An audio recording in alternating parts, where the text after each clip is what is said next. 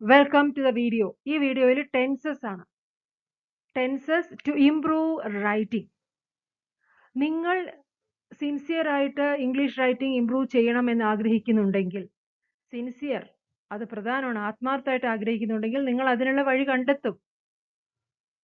അപ്പോൾ അതുകൊണ്ട് to improve റൈറ്റിംഗിൽ നമ്മൾ ടെൻസസിലത്തെ 12 ടെൻസസ് ഉണ്ടെങ്കിലും അതിലത്തെ പ്രസന്റ് ടെൻസിലത്തെ ഫസ്റ്റ് 2, അതായത് സിമ്പിൾ ഫോമും കണ്ടിന്യൂസ് ഫോമും, പാസ്റ്റ് ടെൻസിലത്തെ സിമ്പിൾ ഫോമും കണ്ടിന്യൂസ് ഫോമും, ഫ്യൂച്ചറിലെ സിമ്പിൾ ഫ്യൂച്ചർ ടെൻസും, ഇതിലുള്ള അറിവ് തന്നെ നിങ്ങൾക്ക് 80% കവർ ചെയ്യാൻ പറ്റും. റൈറ്റിംഗ് ആയാലും സ്പീക്കിംഗ് ആയാലും 12 ടെൻസസ് ഉണ്ട്. പക്ഷെ ഈ ഒരു 5 ടെൻസിലുള്ള കുറച്ച് നല്ല അറിവ് നിങ്ങളെ റൈറ്റിങ്ങിന് സഹായിക്കും. എന്തുകൊണ്ട് പ്രസന്റ് ടെൻസ് വളരെ പ്രധാനം തന്നെയാണ്. സിമ്പിൾ പ്രസന്റ് ആയിക്കോട്ടെ, പ്രസന്റ് കണ്ടിന്യൂസ് ആയിക്കോട്ടെ, മൂന്നാമത്തെ പ്രസന്റ് പെർഫെക്റ്റ് ടെൻസ് എന്നുള്ള ആ ഫോമും വളരെ പ്രധാനം തന്നെയാണ്. എന്തുകൊണ്ട് പ്രസന്റ് ടെൻസ് വളരെ പ്രധാനമാകുന്നു എന്ന് വെച്ചാൽ, നമ്മൾ ഭൂമിയിൽ ജീവിക്കുന്നത് പ്രസന്റിൽ മാത്രമാണ്. പാസ്റ്റിനെ കുറിച്ച് നമ്മൾ ഓർമ്മിക്കുന്നു, ഫ്യൂച്ചറിനെ കുറിച്ച് നമ്മൾ പറയുന്നു എന്നുള്ളൂ. ജീവിക്കുന്നത് ലാസ്റ്റ് മിനിറ്റ് വരെയും പ്രസന്റിലാണ്. അതുകൊണ്ട് പ്രസന്റ് ടെൻസ് വളരെ പ്രധാനമാണ്. പറയുന്ന കാര്യത്തിലും സ്പീക്കിംഗ് ആണെങ്കിലും ശരി, റൈറ്റിംഗ് ആണെങ്കിലും ശരി. ഇപ്പൊ പ്രസന്റ് ടെൻസ് ആണ് നോക്കുന്നത്. Simple present tense. Simple present tense. Use the simple present tense to talk about things in general, or something is true in general. General ആയിട്ട് ഉള്ള കാര്യങ്ങൾ പറയാം. ഇപ്പൊ നടക്കുന്ന അല്ലെങ്കിൽ ട്രൂ ആയിട്ടുള്ള കാര്യങ്ങൾ.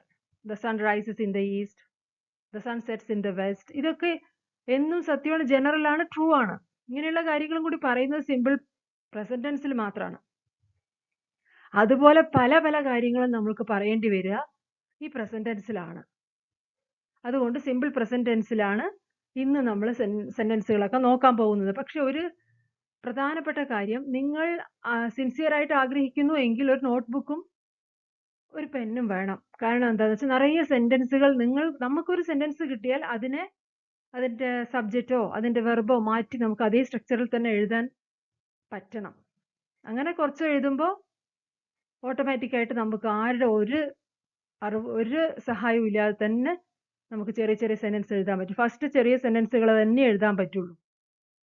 അതിനുശേഷം കോംപ്ലക്സും കോമ്പൗണ്ടും ഒക്കെ എഴുതാൻ പറ്റും. പക്ഷെ ഫസ്റ്റ് സിമ്പിൾ സെന്റൻസുകൾ മാത്രം എഴുതുക.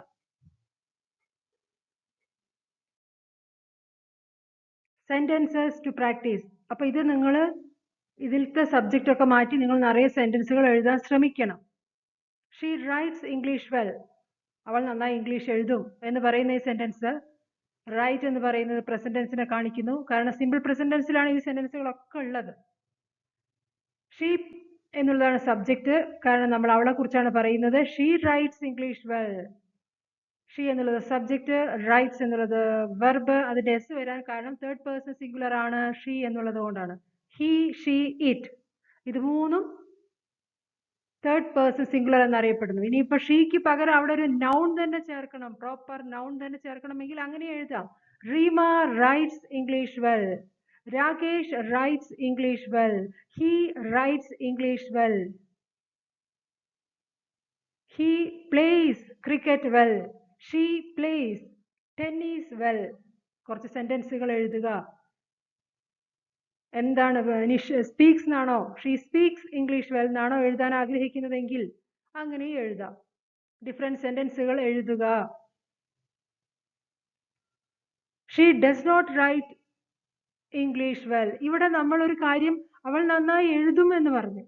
അതേപോലെ തന്നെ നമ്മൾക്ക് പറയേണ്ട ആവശ്യം വരും, അവൾ എഴുതില്ല, അവൻ എഴുതില്ല, അവൻ നന്നായി ഇംഗ്ലീഷ് എഴുതില്ല, അവൻ നന്നായി പഠിക്കില്ല, ഇങ്ങനെയൊക്കെ പറയേണ്ടി വരും. അപ്പൊ അവിടെ എങ്ങനെ എഴുതും, എങ്ങനെ പറയും, എവിടെയാണ് നോട്ട് ചേർക്കേണ്ടത്? അപ്പൊ ഇവിടെ സിമ്പിൾ പ്രസന്റ് ടെൻസിൽ ഡസ് അല്ലെങ്കിൽ ഡു എന്നുള്ള ഹെൽപ്പിംഗ് വെർബിന്റെ കൂടെ മാത്രമേ നോട്ട് ചേർക്കാൻ പറ്റുള്ളൂ. കാരണം ഇവിടെ മെയിൻ വെർബ് മാത്രമേ ഉള്ളൂ എന്നുള്ളത് കൊണ്ട്. അപ്പൊ നെഗറ്റീവ് സെന്റൻസുകൾ ആക്കണമെങ്കിൽ ഡസ് നോട്ട്. ഷീ ആയതുകൊണ്ടാണ് ഡസ് നോട്ട്. ഇനി ഐ ആണെങ്കിൽ don't, we don't write, they don't write, അങ്ങനെ വരുള്ളൂ. ഡോണ്ട് ഇവിടെ തേർഡ് പേഴ്സൺ സിംഗുലർ ആവുമ്പോൾ does plus not plus verb. അങ്ങനെ she doesn't write English well. He doesn't write English well. He doesn't play cricket well. അങ്ങനെ കുറച്ച് സെന്റൻസുകൾ additional ആയിട്ട് എഴുതി മനസ്സിലാക്കുക. ഇത് നെഗറ്റീവ് സെന്റൻസ് ആണ്. നെഗറ്റീവ് സെന്റൻസ് എഴുതുമ്പോൾ അവിടെ ഡസ് അല്ലെങ്കിൽ ഡു ആണ് വരേണ്ടത്. We don't play tennis well. They don't play cricket well. അങ്ങനെ സെന്റൻസുകൾ എഴുതുക എന്നുള്ളതാണ് പ്രധാനം. ഇനി ക്വസ്റ്റ്യൻ ആണെങ്കിലോ, ക്വസ്റ്റ്യൻ ചോദിക്കണം, അവർ നന്നായി ക്രിക്കറ്റ് കളിക്കുമോ, അവൻ നന്നായി ഇംഗ്ലീഷ് എഴുതുമോ, അവൻ നന്നായി ടെന്നീസ് കളിക്കുമോ, അങ്ങനെയൊക്കെയുള്ള ഡിഫറെന്റ് ക്വസ്റ്റ്യൻസ് നമുക്ക് ചോദിക്കേണ്ടി വരും. അപ്പൊ അങ്ങനെയുള്ള അവസരങ്ങളിൽ എങ്ങനെയാണ് വരിക? അവിടെയും ഒരു ഹെൽപ്പിംഗ് വെർബിന്റെ ആവശ്യമുണ്ട്. ഹെൽപ്പിംഗ് വെർബിൽ തുടങ്ങുന്ന ക്വസ്റ്റ്യൻസിന് പറയുന്ന പേരാണ് യെസ് ഓർ നോ ക്വസ്റ്റ്യൻ. അതെന്തുകൊണ്ടാണ് അങ്ങനെ? അതിന്റെ ആൻസർ പറയുമ്പോൾ ഫസ്റ്റ് നമ്മൾ യെസ് അല്ലെങ്കിൽ നോ എന്ന് പറഞ്ഞതിന് ശേഷമാണ് അതിന്റെ ആൻസർ പറയുക. ഇവിടെ ഹെൽപ്പിംഗ് വെർബ് ഉണ്ട്, ഡസ് എന്നാണ്. കാരണം എന്താണ്? ഷീ എന്നുള്ളത് തേർഡ് പേഴ്സൺ സിംഗുലറിൽ പെട്ടതായതുകൊണ്ടാണ് ഡസ്. ഇനി വി ആണെങ്കിലോ അവിടെ ഡസ് വേണ്ട, എന്താ വരിക? Do. Do we write English well? Do they write English well? അങ്ങനെ വരുള്ളൂ. ഇവിടെ ഷീ ആയതുകൊണ്ട് does Rakesh write English well?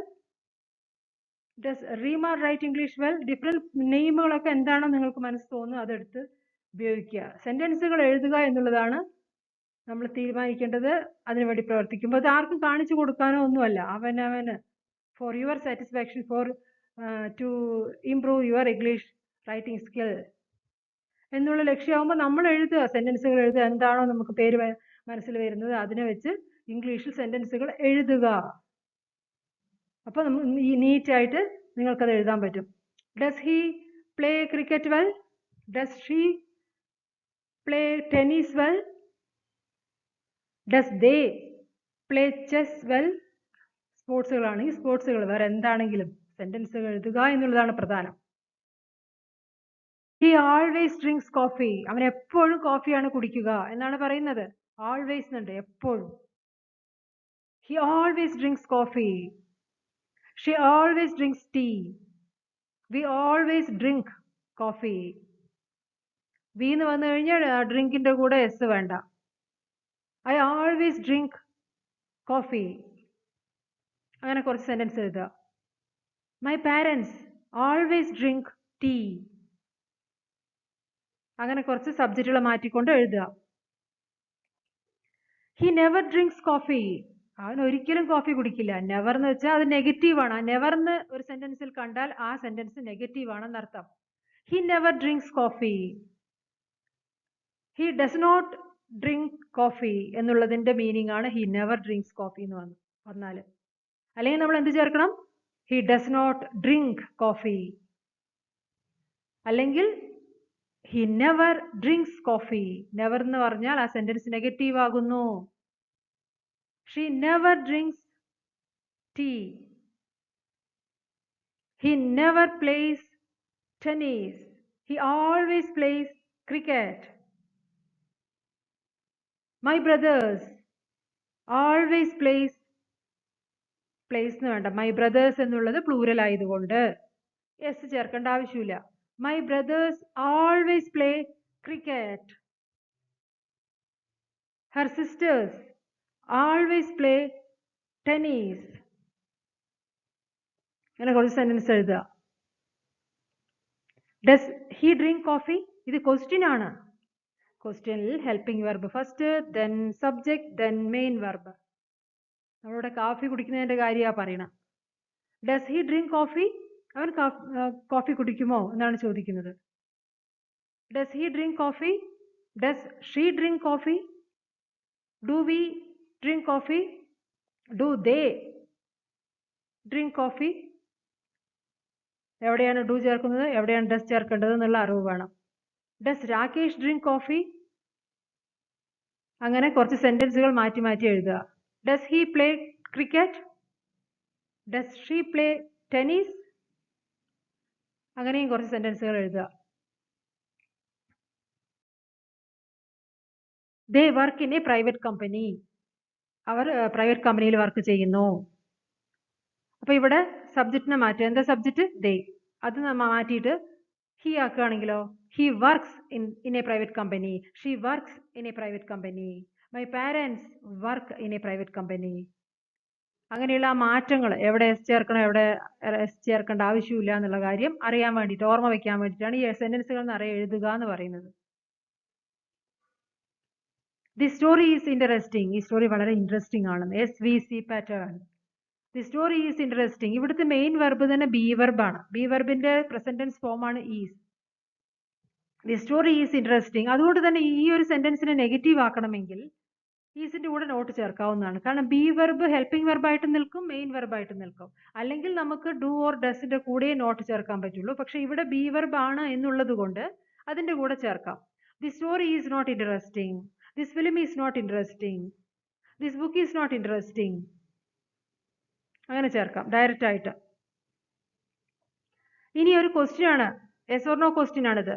Is the story interesting? Yes or no question എന്ന് വെച്ചാൽ ഇത് സ്റ്റാർട്ട്സ് വിത്ത് ഹെൽപ്പിംഗ് വെർബ് അല്ലെങ്കിൽ ഓക്സിലറി വെർബ്. ഓക്സിലറി വെർബിലോ അല്ലെങ്കിൽ ഹെൽപ്പിംഗ് വെർബിലോ തുടങ്ങുന്നു. അത് യെസ് ഓർ നോ എന്നുള്ള ആൻസർ പറഞ്ഞിട്ട് നമുക്ക് ഒന്നുകിൽ യെസ് പറയാം അല്ലെങ്കിൽ നോ പറയാം. അതാണ് യെസ് ഓർ നോ ക്വസ്റ്റ്യൻ. അപ്പൊ അത് വളരെ ഈസിയാണ്. കാരണം ആ ഓക്സിലറി വെർബിന് ഇവിടെ ബി വെർബ് ആയതുകൊണ്ട് അതിനെ ഫസ്റ്റ് എടുത്ത് എഴുതുക, അതിനുശേഷം ആ സബ്ജക്റ്റ് ആയ ദി സ്റ്റോറി, പിന്നെ ഇൻട്രസ്റ്റിംഗ് എന്നുള്ള ഇൻഫർമേഷൻ, പിന്നെ question mark. Is the story interesting? ഇത് യെസ് ഓർ നോ ക്വസ്റ്റ്യൻ ആയി. വളരെ ഈസി ആയിട്ട് ഇത് ഫോം ചെയ്യാൻ കഴിയുന്നു. ഇനി ക്വസ്റ്റ്യൻ വേർഡ് ഉപയോഗിക്കണമെന്ന് എങ്കിൽ ഫസ്റ്റ് അത് എഴുതണം. Why is the story interesting? അങ്ങനെ നമുക്ക് ചോദിക്കാൻ പറ്റുള്ളൂ. വാട്ട്, വെൻ ഒന്നും പറ്റില്ല. Why is the story interesting for you? എന്താണ് നിനക്ക് ഈ സ്റ്റോറി വളരെ ഇൻട്രസ്റ്റിംഗ് ആണെന്ന് പറയാൻ? റീസൺ ചോദിക്കുകയാണ് വൈ എന്ന് വെച്ചാൽ. Why is the story interesting for you? Because the story is very heart touching. അതുകൊണ്ടാണ് എനിക്കിഷ്ടം. വളരെ ഹാർട്ട് ടച്ചിങ് ആയിട്ടുള്ള സ്റ്റോറിയാണത്. Is the story interesting? Why is the story interesting? കുറേ സെന്റൻസുകൾ എഴുതുക.